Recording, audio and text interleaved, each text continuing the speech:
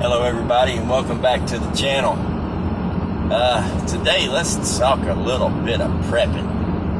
A hot topic on several of the channels, and several of the good channels like Off the Wall Prepper. Y'all haven't checked that channel out, you need to. Off the Wall Prepper has been posting some pretty good videos and shorts about truck drivers, the impending strike, the quits and the walk-offs, and the disaster that is in front of us, that is the trucking system.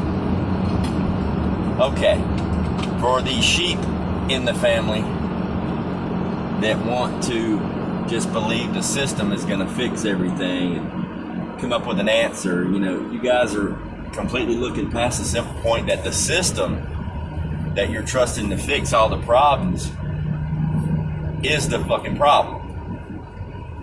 Alright, so the truck drivers going on strike, this and that and the other. What was one of the answers in the chat the other night on somebody's stream? I can't remember whose.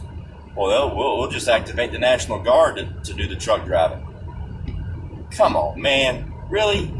Did a third grader give you that answer? I mean, think about what you just said. Not trying to be rude, but do a little bit of research, or raise your hand and say, I've been drunk and I'm just going to be rambling. Y'all, please don't take it seriously. All right, let's look at what you just said. If it was feasible.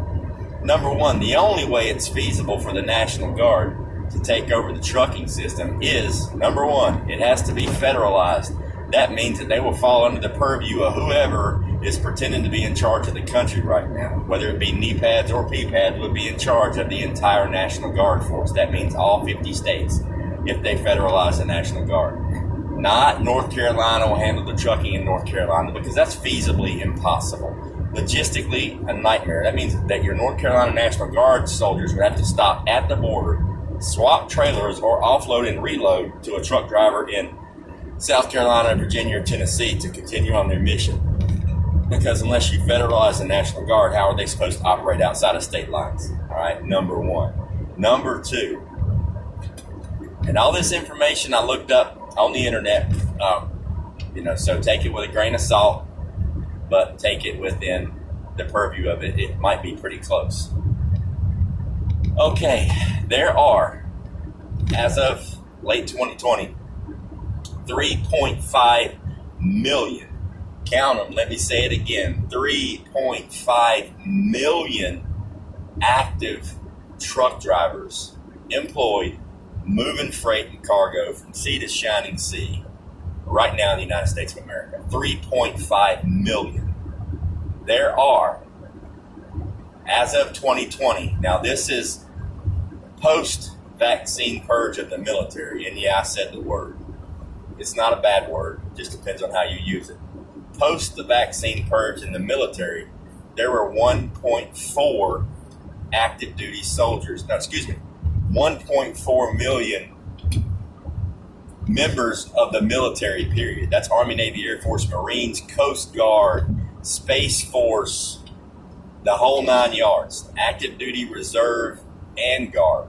1.4 million. Out of that 1.4 million, if they're all still in the military, USArmy.gov states that the U.S. military, all branches of service, have approximately 50,000 big trucks, heavy machinery, CTL type knowledge to operate. 50,000. All right, so that means obviously they probably got 50,000 soldiers, 88 mics, truck drivers, available for use to cover the jobs of 3.5 million, okay? That's 0.14%. Or is it 1.4%? Either way, it's got a 1 in it, so it ain't very good. It's 1/70th, so that would be 1.4% of the actual trucking force right now. So do you think your family, your neighborhood, your cities, this economy can survive on 1.4% of the goods that are being transported right now? Can your family live on 1.4% of the food that you're buying on a weekly basis? Unless you're prepped, no. I can. Unless you're prepped, no. Let's just say that, the military is low. Let's just say they've got not 50,000, ready to go trained up truck drivers. Let's say they got 250,000 truck drivers. No, let's say that every single person wearing a uniform, part-time or full-time, all 1.4 million, are somehow fast-tracked and trained to be truck drivers within 72 hours and dispersed nationwide. All right? That leaves 1.4 million to do the jobs of 3.5 million. 1.4 million unexperienced to do the job of 3.5 million truckers, okay? That's not even 50%. We're still way short, all right? So, do the math before the system's going to fix everything. Trust in this, trust in that. No. If the truckers give the high sign to America and this crap that's going on, you're going to see things fall apart quicker than any other. I mean, look at what happened when that boat got stuck in the ditch over in Egypt. The whole world damn near shut down for a boat stuck in a ditch. Imagine what happens if the truck drivers say, nah, we're good. I mean, there's a reason why one of the most famous, we'll call him criminals, I'll call him a politician. One of the most famous politicians on the planet formed the Teamsters. You know who I'm talking about. James R. Hoffa formed the Teamsters. He realized that the power of getting the goods where they need to be.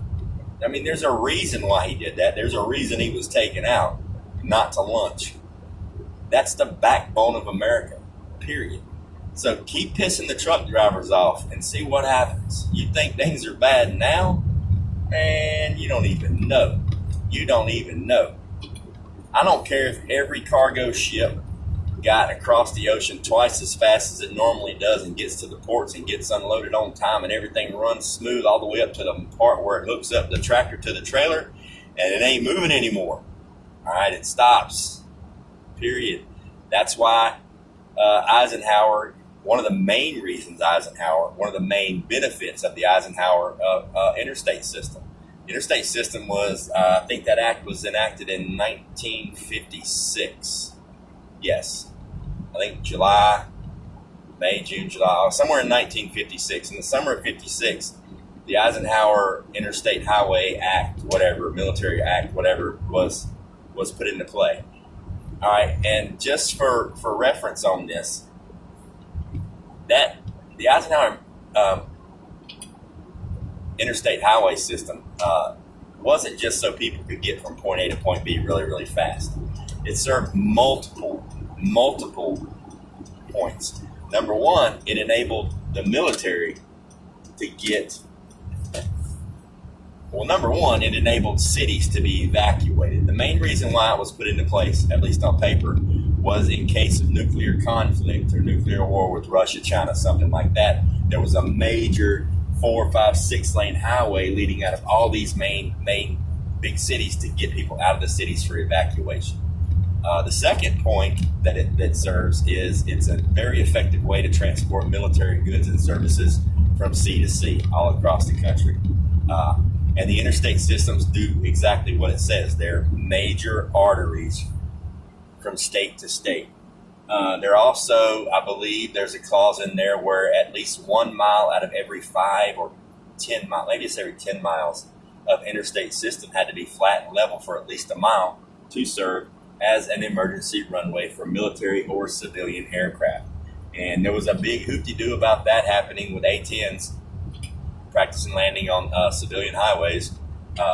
And number one, there are no civilian highways a few months back. It's a military maneuver. They actually practice it quite regularly. It's just usually not made that big of a deal of. So the highway system was done for that reason. And that's how the truckers get where they got to go, where they are to where they got to go. So please, ladies and gentlemen, do not take your truckers for granted.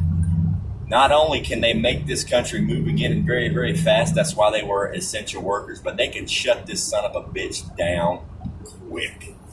And I mean, and a lot of people, I mean, it's a major subject. A lot of people talk about, the military this, when they get the option to take the vaccine or they can be discharged, whether it's other than honorable or general or whatever.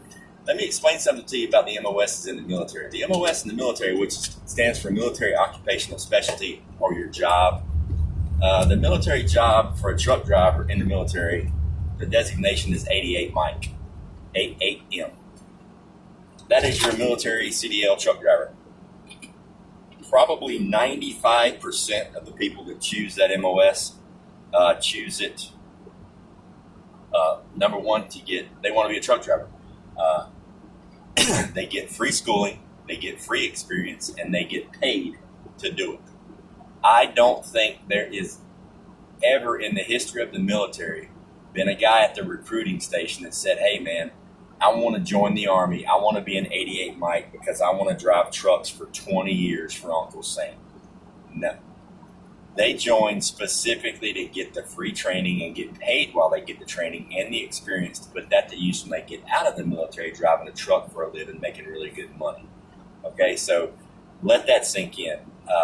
88 Mikes, military truck drivers, at least in the Army, 88 Mikes, military truck drivers, that's not a career field military-wise for them. That's experience, training, and pay while they learn to come out and seek their career on the outside. I would venture a bet that probably 60 to maybe even at least 50, we'll call it 50, just on the low side. 50% of the active truck drivers right now are prior service.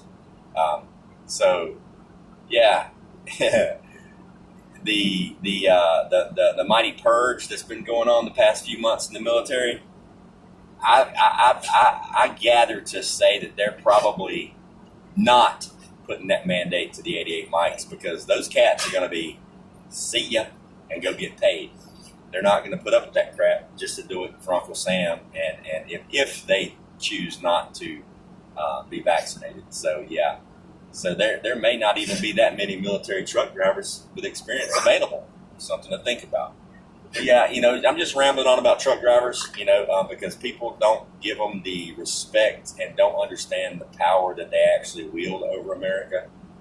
You better respect those men and women in those big trucks because they make it work, or they can flat flip the switch quicker than any other entity on the planet right now. You guys have a great day. I'll talk to you later.